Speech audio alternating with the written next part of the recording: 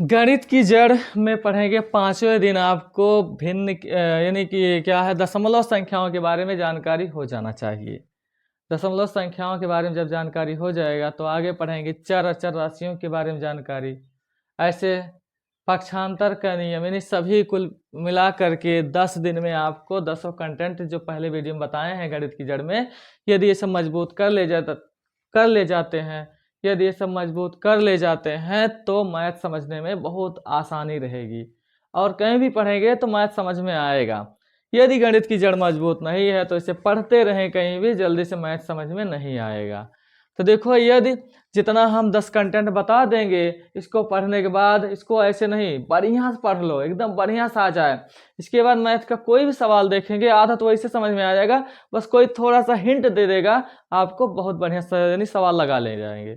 और ये गणित की जड़ आपकी मजबूत नहीं रहेगी, कोई एकदम बताता रहेगा, 10-20 लोग जुट के आपको बताते रहेंगे, आपके पल्ले नहीं पड़ेगा मैथ क्या होता है, कैसे लगेगा, दिमाग में कुछ नहीं आएगा। इसलिए सबसे पहले गणित के 10 दिन जो 10 कंटेंट है उसको पूरा बढ़िया से सीख लें, तभी मैथ समझ में आएगा। तो देखो, यहाँ 5वें दिन का ये वीडियो है। 5वें दिन में आपको दशमलव संख्याओं का जो दशमलव संख्या क्या होती है, इसमें इकाई, दहाई, सैकड़ा, दसवां सवा कहाँ होता है उसको, और उसके बाद दशमलव का जोड़ना, और उसके बाद घटाना, गुणा करना, भाग करना। 1 दिन में आपको दशमलव के बारे में पूरा सीख लेना है। यहाँ लिखा गया है 5वां दिन, तो 5वें दिन आपको दशमलव के बारे में सारी जानकारी हो जाना चाहिए। और चौथे दिन भिन्न के बारे में, जो भिन्न क्या होता है, भिन्न का जोड़, घटा, गुणा, भाग होना चाहिए, तो ये समझ में आना चाहिए चौथे दिन। 5वें दिन दशमलव के बारे में, 6वें दिन चर राशियों के बारे से है, 10 कंटेंट है, 10 दिन में आपको सीखना होगा। तो देखो, यहाँ दशमलव संख्याओं का घटाव, यहाँ पढ़ते हैं। वीडियो चल रहा कि नहीं चल तो रहा, तो देखो, तो यहाँ 3 प्रकार से है दशमलव संख्या का घटाव, 3 प्रकार से है। इसको जो है तीनों प्रकार हम बताएंगे, यही बेसिक होता है। यहाँ हम कोई ट्रिक नहीं, जल्दी नहीं करने आए हैं। ट्रिक तो एक जल्दी करने का रास्ता होता है, विधि होती है, लेकिन हम यहाँ बेस मजबूत करने आएंगे, इसीलिए लिखे हैं गणित की जड़ मजबूत करेंगे। जब सवाल आने लगेगा तभी तो जल्दी करेंगे, कि पहले जल्दी कर लेंगे तब आएगा। जब आने लगेगा तब जल्दी करने का तरीका खोजेंगे, पहले आने का तरीका खोजो। तो ये देखो, जब आ जाएगा, समझ में आ जाएगा, सब गणित तेज हो जाएगा, तब आप जल्दी करने का यानी ट्रिक का खोजेंगे, तभी समझ में आएगा। तो देखो, यहाँ पहला में ये पहली, दूसरी, तीसरी प्रकार से 3 प्रकार से भिन्न को हम लिखे हैं, और भिन्न नहीं, ये भिन्न नहीं है। 3 प्रकार से हम दशमलव संख्याओं को घटाव के रूप में लिखे हैं, लेकिन इसे हम वर्टिकल यानी कह सकते हैं कि स्तंभ रूप में, वर्टिकल में हम इसको लिख के, हॉरिजॉन्टल में यानी क्षैतिज में है, वर्टिकल में स्तंभ रूप में हम इसको लिखना बताएंगे और घटाना बताएंगे।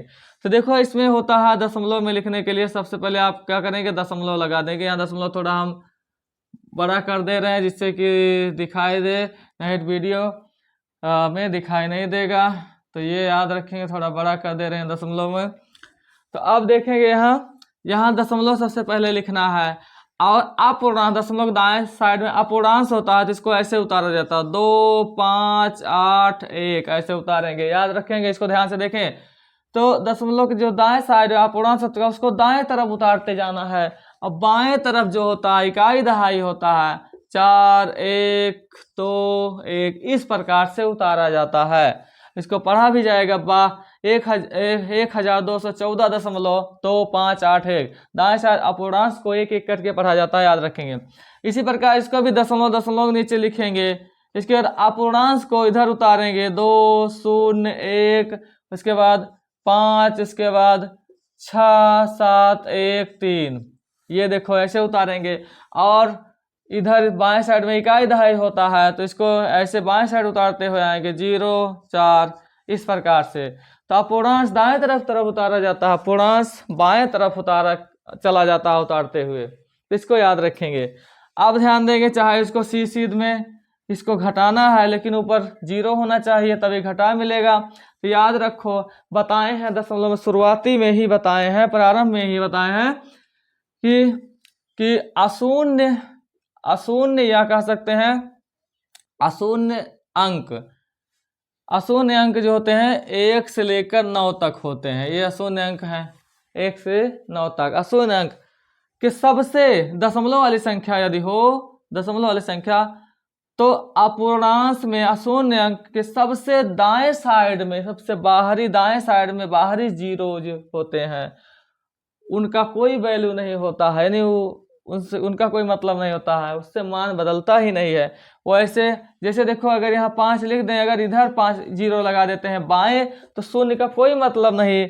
वैसे अगर इसमें दशमलव लगा के इधर चाहे जितना जीरो रखें तो कोई मतलब नहीं, और दशमलव यहाँ पहले जैसे जीरो रखें, संख्या के बाएं अगर जीरो रख रहे हैं तो इस जीरो का कोई मतलब नहीं। वैसे दशमलव लगा के उधर बाहरी साइड में जितना जीरो रहेगा उसका कोई मतलब नहीं। तो यहाँ देखो यदि हम यहाँ जीरो लगा भी देते हैं तो इसका कोई मतलब नहीं, लेकिन सवाल लगाने के लिए आसान हो जाएगा।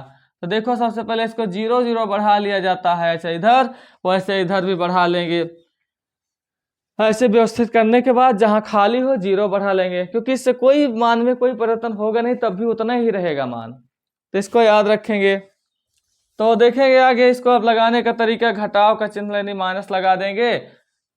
तो ध्यान दें क्योंकि लिखा गया दशमलव संख्याओं का घटाव, सब्ट्रैक्शन ऑफ डेसिमल नंबर्स। अब घटाने का वही नियम होता है, सब जगह सुधार आएगा। यहाँ 10, 10 में से 3 7 या 9 9 बचेगा, 9 में से 1 8, 9 में से 7 2, 9 में से 6 3, यहाँ शून्य बचा, एक उधार चला गया था तो यहाँ से उधार आएगा 12 आएगा, तो हो जाएगा 10। 10 में से 5 घटाओगे तो 5, यहाँ बचा 7, 7 में से 1 6, यहाँ 5 में से कुछ नहीं घटेगा, शून्य, 2 में से 2 घट जाएगा तो कुछ नहीं बचेगा, दशमलव दशमलव नीचे उतारा जाएगा, 4 में से कुछ नहीं घटाया जाएगा तो 4, और फिर यहाँ सुधार आएगा, 1 है तो 11 हो जाएगा, 11 में से 4 7, और यहाँ से उधार गया था तो 1 बचा है 1। इस प्रकार से इतना इसका आंसर होगा। तो समझ में आ गया होगा। मेन इसमें होता है व्यवस्था। यदि ये व्यवस्था उतारना जान गए तो घटाने के नियम वही पहले जैसा है, साधारण संख्याओं का जो घटाना जोड़ना घटाना होता है वही इसमें मेन होता है, व्यवस्था करना। तो देखो व्यवस्था सही हो गया होगा, ऐसे व्यवस्था करो, उसके बाद वैसे घटा लो, घटाने के नियम। तो अब इसको व्यवस्था कैसे करेंगे, देखो एक संख्या है, ये प्राकृतिक संख्या है, ये दशमलव वाली संख्या है ही नहीं, यानी कह सकते हैं कि पूर्णांक है या प्राकृतिक संख्या है। और इसमें देखो पूर्णांक, इसको पूर्णांश मानेंगे, पूर्णांश और पूर्णांक में अंतर है, यानी कह सकते हैं वैसे लाग में भी पूर्णांश होता, पूर्णांश होते हैं, लेकिन यहाँ हम समझेंगे जो जो जो संख्या पूरा अंश में होता है, पूरा अंश का मतलब होता है पूरा भाग होता है, उसके टुकड़े नहीं होते हैं, पूरी पूरी संख्या होती है, उसे पूर्णांश कहेंगे। जो जिसमें पूरा नहीं होता है, 1.5 2.5 पौना ऐसे होता है, उसको अपूर्णांश कहा जाता है। तो देखो जब दशमलव के बाएं साइड होती है वो पूरा पूर्णांक, जो दाएं साइड अपूर्णांश होता है वो पूरा कभी होती ही नहीं है, कभी 1 के बराबर भी नहीं होती है, तो इसे अपूर्णांश कहते हैं। तो जब पूर्णांश और अपूर्णांश दोनों आ जाए तो उसको कैसे, यार देखो 12 में से इतना घटाना, इसको मेन होता व्यवस्था। 12 लिख लेंगे पहले, तो उसके बाद दशमलव लगा करके बताए हैं दाएं साइड में चाहे जितना जीरो रख सकते हैं, चाहे जितना जीरो रखें। उसके बाद देखो यहाँ इसको उतारने की बारी आया, दशमलव दशमलव नीचे लिखेंगे, उसके बाद 10वां 2 1 2 5, बचे हुए जीरो को हम ना मिटा दें या हटा दें, तो देखेंगे हम स्पष्ट हो रहा है कि 12 के बाद दशमलव लगा करके इधर अगली संख्या में जितना अंक दाएं साइड दशमलव का है उतना जीरो रख लेंगे। फिर से एक बार अगर देखें तो इसको हम ऐसे करेंगे, मिटाने की जरूरत नहीं पड़ेगा, ये 12.0000 ऐसे लिखेंगे, क्योंकि 1 2 3 4 अंक दशमलव दाएं साइड में 4 जीरो रख लेंगे। तो अब इसके बाद इसको उतारते गए, अब फिर बाएं इकाई उतारेंगे तो ऐसे 4 आ जाएगा। अब यहाँ जीरो बढ़ा लेंगे, क्योंकि बताया गया है व्यवस्थीकरण में कि जब ये पूर्णांश में से घटाना पड़े, याद रखेंगे दशमलव रख के उतना जीरो बढ़ा लेंगे जितना अगली वाली संख्या में अपूर्णांश में अंक होंगे। तो बढ़ा लिए, उसके बाद इसको फिर व्यवस्था कर लिए, दशमलव दशमलव नीचे ऐसे 2 1 2, क्योंकि अपूर्णांश को ऐसे ऐसे लिखा जाता है। अपूर्णांश को जो दशमलव किधर होता है ऐसे ऐसे, यानी इधर को ऐसे बाएं बाएं भागता है, अपूर्णांश दाएं, पूर्णांश बाएं, ऐसे उतारा जाता है, इसको याद रखेंगे।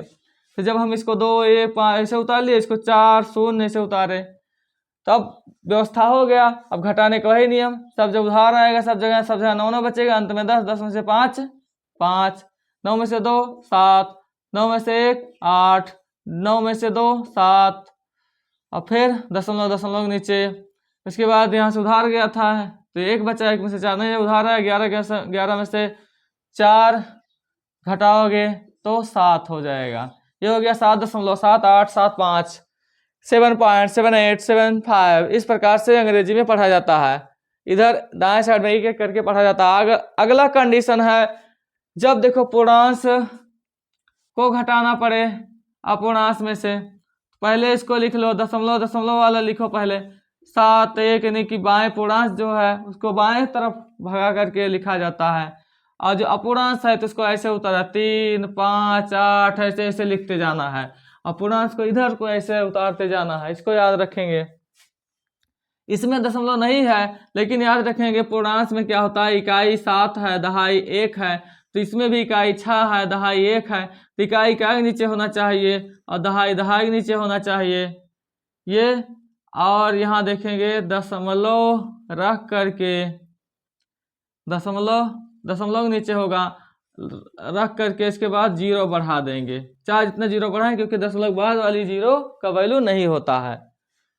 तो अब देखो इसको माइनस कर लेंगे तो 8 में से 0 कुछ नहीं घटेगा, 8 5 में से 3 में से कुछ नहीं घटेगा, दशमलव दशमलव नीचे 7 में से 6 1 में से 1 कुछ नहीं, 1.358 है, 1.358 आ गया इसका आंसर। तो मुख्य होता है व्यवस्था करना, याद रखेंगे। तीनों व्यवस्था को आपको याद होना चाहिए, आना चाहिए, कैसे कैसे किया जाता, कैसे उतारा जाता है उसको संख्याओं में, ये बहुत मायने रखता है। सबसे मुख्य यही दशमलव होता है। दशमलव में दशमलव का पोजीशन कहाँ होना चाहिए, कैसे होना चाहिए, इसको कभी गड़बड़ ना गलत ना करें। बाकी तो जोड़ने घटाने का वही नियम है, बाकी इसको व्यवस्था याद रखें। तीनों नियम में कैसे कैसे रहेगा हम बता दिए हैं, इसको याद रखिएगा। उतारने का मेन होता है कि दशमलव वाली दशमलव संख्या को उतारने में अगर गलती कर देंगे, दशमलव कहाँ रहेगा, इसको और सब अपूर्णांश कहाँ तक कैसे उतारे जाएंगे, ये सब यदि आ गया तो समझ में पूरा आ जाएगा। यही होता है, इसको समझ गए होंगे, नहीं समझे होंगे एक आध बार और देख लेंगे, समझ में आ जाएगा।